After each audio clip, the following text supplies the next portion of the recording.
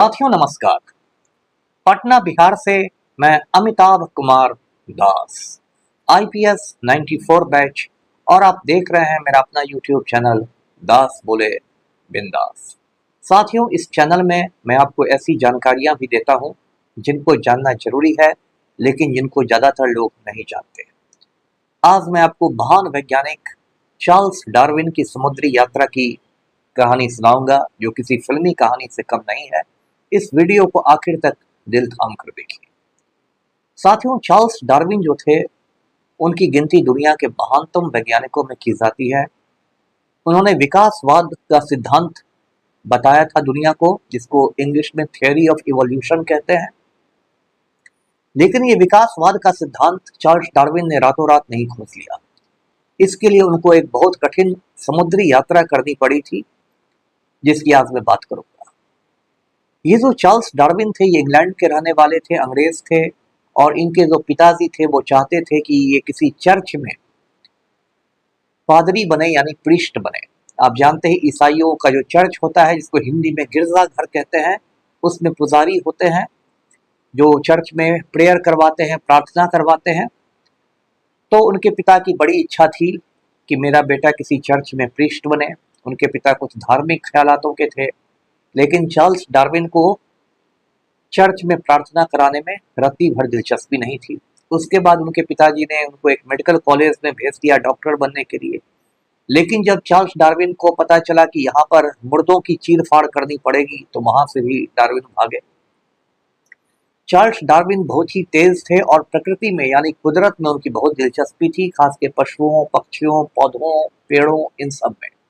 उन्होंने Cambridge university में पढ़ाई शुरू कर दी। कैम्ब्रिज यूनिवर्सिटी आप जानते हैं साथियों, 800 साल पुरानी यूनिवर्सिटी है। न्यूटन भी वहीं पढ़ते थे। संयोग से मैं भी कुछ वक्त के लिए कैम्ब्रिज यूनिवर्सिटी गया था सन 2011 में, और मुझे इस बात का फख्र है कि मैंने कैम्ब्रिज यूनिवर्सिटी के क्लासरूम में कुछ सीखा है। मैंने कभी रेलवे स्टेशन पर चाय नहीं बेची है। तो चार्ल्स डार्विन कैम्ब्रिज में जब पढ़ते थे, उसी समय एक बहुत बड़ी घटना हुई उनकी जिंदगी में। जो ब्रिटेन की शाही नौसेना है, उसका एक जहाज एक समुद्री अभियान पर निकलने वाला था। इस जहाज का नाम था HMS बीगल। HMS का मतलब हुआ हर मैजेस्टीज शिप, मतलब महारानी का जहाज। जो इंग्लैंड के जहाज होते हैं, उनके पहले HMS रहता है। वो हर मैजेस्टीज शिप भी हो सकते हैं, हिज मैजेस्टीज शिप भी हो सकते हैं। तो ये HMS बीगल को निकलना था, और इसका उद्देश्य था समुद्री अभियान का कि दक्षिण अमेरिका महादेश जो है, उसके तटों का सर्वेक्षण करना। लेकिन HMS बीगल को एक नेचुरलिस्ट की भी जरूरत थी, प्रकृति शास्त्री की जरूरत थी। और ये पद अवैतनिक था, यानी कि उस प्रकृति शास्त्री को तनख्वाह नहीं मिलती, लेकिन उसे दुनिया घूमने का मौका मिल जाता। चार्ल्स डार्विन बिल्कुल इसमें जाने के लिए राजी थे, लेकिन उनके पिता जो थोड़े खड़ूस किस्म के थे, उन्होंने कहा कि ये आलतू फालतू काम नहीं करना है। लेकिन चार्ल्स डार्विन के चाचा उनको बहुत मानते थे। उन्होंने डार्विन के पिता को समझाया कि ये एक बहुत बड़ा मौका है, तुम्हारे बेटे की जिंदगी बदल जाएगी, दुनिया घूमेगा। तो उसके बाद डार्विन के पिता राजी हो गए, और चार्ल्स डार्विन 1831 में 27 दिसंबर को इस समुद्री यात्रा पर रवाना हो गए। ये समुद्री यात्रा पूरे 5 साल चली, 1831 से 36 तक। लेकिन उसमें डार्विन जहाज के ऊपर सिर्फ 18 महीने रहे, 1.5 साल रहे, और बाकी समय वो जमीन पर घूमते रहे, खोज करते रहे। ये जो जहाज था HMS बीगल, ये इतने छोटे साइज का जहाज था कि उसमें रहने के लिए डार्विन को एक अपना कमरा तो छोड़ दीजिए, एक पलंग भी नहीं मिली थी। वो हैमॉक में सोते थे। अब आप पूछेंगे हैमॉक क्या होता है? तो हैमॉक कपड़ा का भी हो सकता है, प्लास्टिक का भी हो सकता है, रस्सियों का भी हो सकता है, और 2 खूंटियों के बीच इसको बांधा जाता है। एक तरह का झूला रहता है, और उसी में चार्ल्स डार्विन सोते थे। चार्ल्स डार्विन का ये जो जहाज था, ये मुख्यतया दक्षिण अमेरिका के आसपास घूम रहा था। उसमें घूमते घूमते डार्विन गैलापागोस आइलैंड पहुंच गए। ये जो गैलापागोस का टापू है, अब इक्वेडर देश का हिस्सा है, और यहाँ उनको अजीबो गरीब प्राणियों से मुलाकात हुई। एक किस्सा है कि चार्ल्स डार्विन एक बड़ी सी चट्टान पर बैठकर कुछ सोच रहे थे। अचानक वो चट्टान खिसकने लगी। डार्विन उछल के कूदे तो उन्होंने देखा कि जिसे वो चट्टान समझ रहे थे वो एक बहुत बड़े साइज का कछुआ था। वो इतने बड़े साइज का कछुआ था कि डार्विन उसको चट्टान समझ के उसकी पीठ पर बैठे हुए थे। ये हो सकता है कोई सही घटना नहीं हो, किंवदंती हो, लेकिन ये बात सही है कि गालापागोस के टापू पर बड़े बड़े कछुए घूम रहे थे। बाद में उसमें एक दो कछुए को डार्विन अपने साथ लाए भी थे पालतू बनाने के लिए। तो इस तरह गालापागोस आइलैंड में जहाँ गजब की गर्मी पड़ती थी, चार्ल्स डार्विन ने अजीबोगरीब प्राणी ढूंढे। चार्ल्स डार्विन को जीवाश्मों में भी बहुत रुचि थी। अब आप पूछेंगे ये जीवाश्म क्या होते हैं, तो जीवाश्म को इंग्लिश में फॉसिल कहते हैं। और जब कोई पशु पक्षी या कोई पौधा हजारों लाखों सालों तक चट्टान के बीच दबा रहता है, पत्थरों के बीच दबा रहता है, तो पत्थर पर उसकी आकृति बन जाती है। किसी पौधे की, किसी पत्ते की आकृति बन सकती है, किसी पशु की आकृति बन सकती है। तो उसी को हिंदी में जीवाश्म और इंग्लिश में फॉसिल कहते हैं।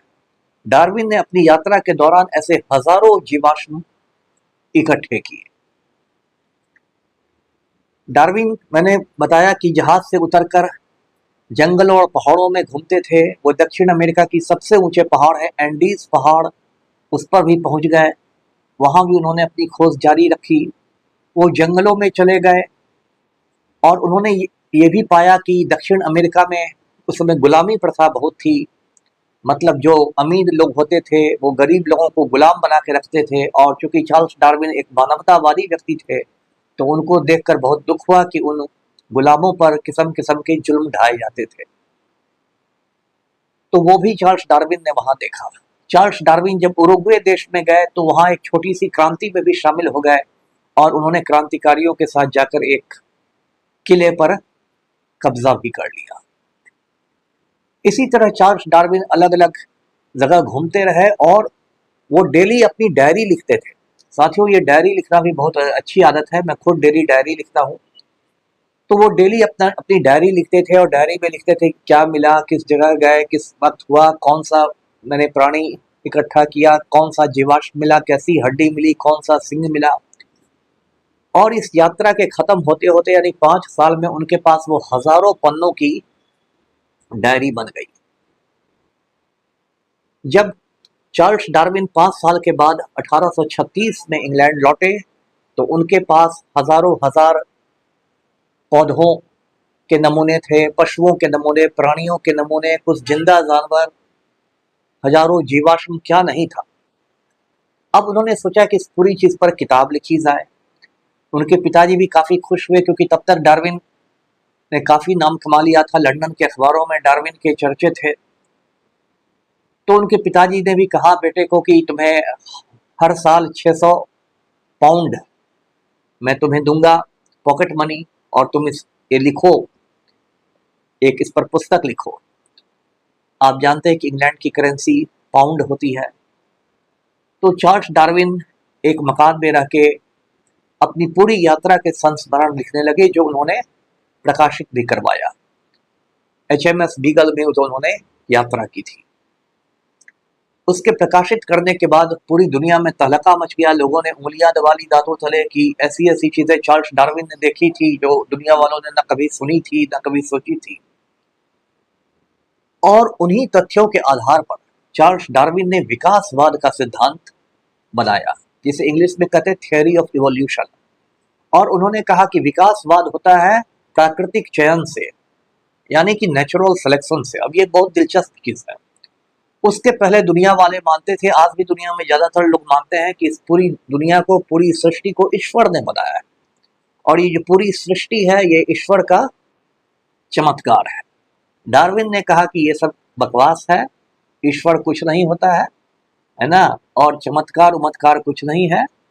ये जो भी दुनिया बनी है वो विकासवाद की वजह से बनी है, नेचुरल सिलेक्शन की वजह से बनी है, प्राकृतिक चयन से बनी है। अब मैं आपको एक उदाहरण से प्राकृतिक चयन का सिद्धांत बताता हूँ। जो ध्रुवीय इलाके होते हैं, जहाँ पूरी तरह बर्फ रहती है, सफेद बर्फ से ढके इलाके रहते हैं, वहां जो भालू होते हैं वो बिल्कुल सफेद रंग के होते हैं, जो बर्फ के साथ मिल जाते हैं, दिखाई नहीं पड़ते हैं। तो ईश्वर को मानने वाले लोग कहते थे कि देखिए कैसा चमत्कार है ईश्वर का कि इसने सफेद बर्फ में सफेद भालू बनाया है, जिससे कि भालू की रक्षा हो जाए शिकारियों से, वो दिखाई ही नहीं पड़े। डार्विन ने कहा कि अरे मूर्खों, पहले वहां सभी रंग के भालू थे, लाल भालू भी थे, पीले भालू भी थे, नीले भालू भी थे, हरे भालू भी थे, बैगनी भालू भी थे, हर रंग के भालू थे। लेकिन जो बाकी भालू थे वो सफेद बर्फ में दूर से ही दिख जाते थे, इसलिए उनका शिकार आसानी से हो गया। और जो सफेद भालू थे वो सफेद बर्फ में नहीं दिखाई देते थे, इसलिए वो बच गए।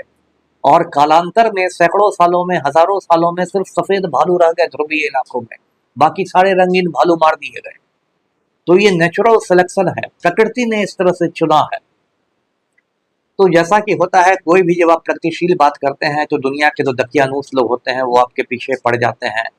तो डार्विन पर भी चारों ओर से हमले शुरू हो गए, वैचारिक हमले किए, ईश्वर को नहीं मानता है, बाइबिल विरोधी है, नास्तिक है, ये है वो है। लेकिन चार्ल्स डार्विन ने इतनी मजबूती से अपनी बातों को रखा था कि अंत में पूरी दुनिया को चार्ल्स डार्विन की बात माननी ही पड़ी। ऐसा कहा जाता है कि 19वीं सदी में दुनिया में दो महापुरुष पैदा हुए, दोनों की लंबी लंबी दाढ़ी थी, और दोनों दाढ़ी वाले महापुरुषों ने इस दुनिया को हिला दिया। एक दाढ़ी वाले का नाम था कार्ल मार्क्स और दूसरे दाढ़ी वाले का नाम था चार्ल्स डार्विन।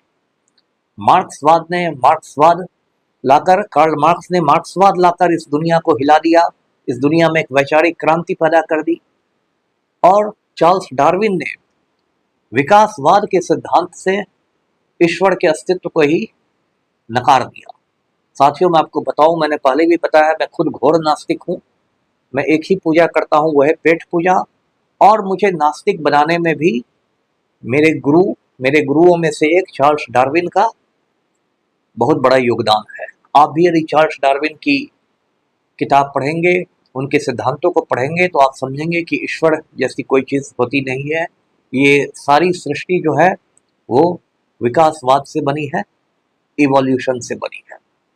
तो साथियों, आज का वीडियो यहीं तक था। इस वीडियो को लाइक कीजिए, शेयर कीजिए और चैनल को सब्सक्राइब कीजिए। धन्यवाद। जय हिंद।